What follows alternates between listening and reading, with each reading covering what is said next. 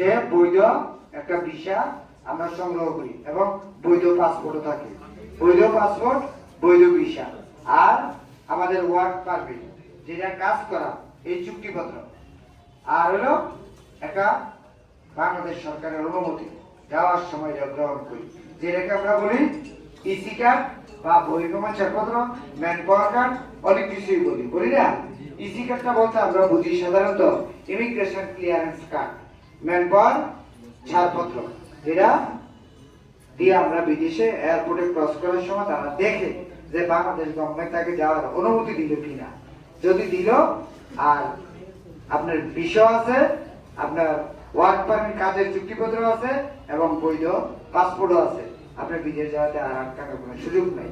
তবে এই 4টা কাগজ সংগ্রহ করতে যেয়ে আমরা আরো 2টা কাজ করি। 2টার মধ্যে একটা হলো বিএমইডি, একটা ফিঙ্গার দিই। ফিঙ্গারটা ছাড়া ম্যান পাওয়ার করা যায় না।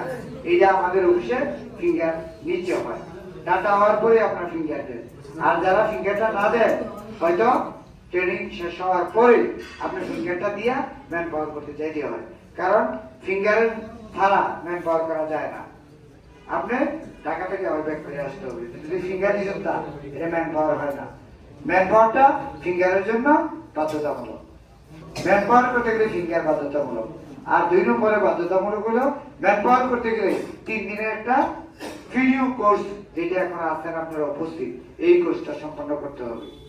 এই কাজগুলি করার পরে আমাদের বিদেশে বাংলাদেশের লিগ্যালিটি 100%।